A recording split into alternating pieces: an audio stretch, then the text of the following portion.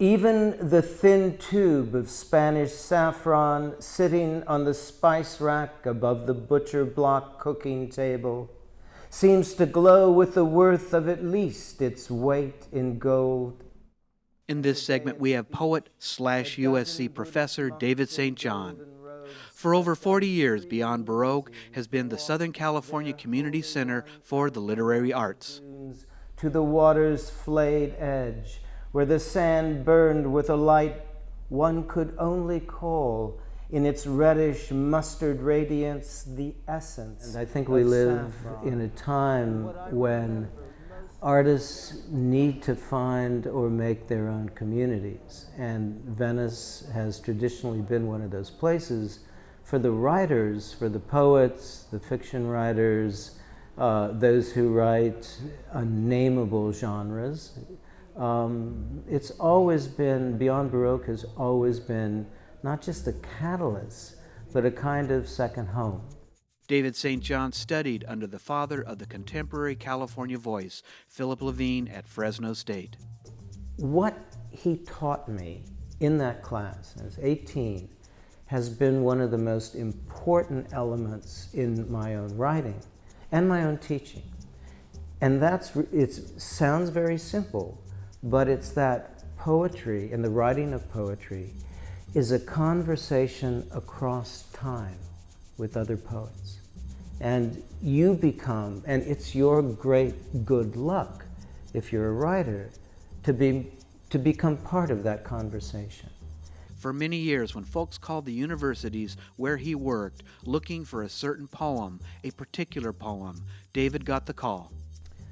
Well, because it kept happening, I began to ask the people, why are you looking for this poem? And the answer was always the same. They'd recently lost someone close to them. Son, daughter, husband, wife, father, mother. And they had no language that was commensurate to their grief. But they had this memory of having once connected to a piece of writing, to a poem, that somehow brought all of their emotional registers to bear at one time. And it had happened in response to language, in response to words and a poem.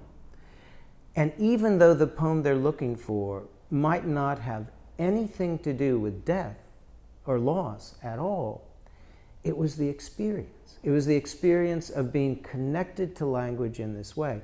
And it clearly had become totemic.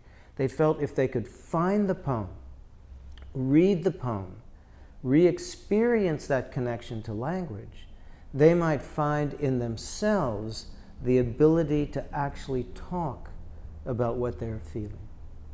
One morning, I woke having dreamt I was the vehicle of aliens. No joke.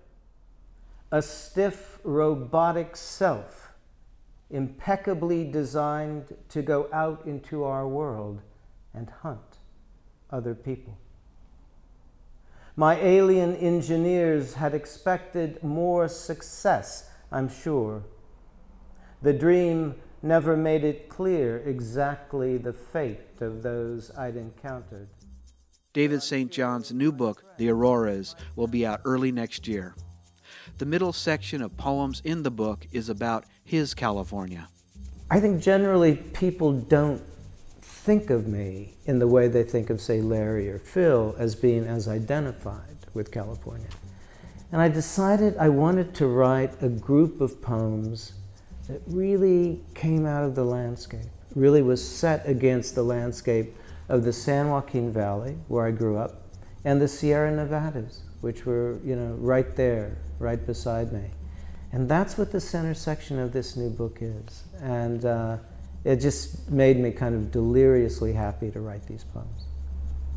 There is a kind of weeping, so inconsolable, it occasions only silence. Just as there is a kind of silence so horrible, it requires weeping. Naked at the tall bedroom mirror, She had shorn in piles. You know, if somebody's a poet, you know it's because they love it. It's not, they're not in it for the money, you know. And I love that. I always loved the blanket of curls I would pull over my body at night. And if you're really interested in poetry, you can go to Beyond Baroque and go to a poetry reading or maybe buy a book and read it. I'm Phil Taggart. And said, next week. They said next week the treatments will commence.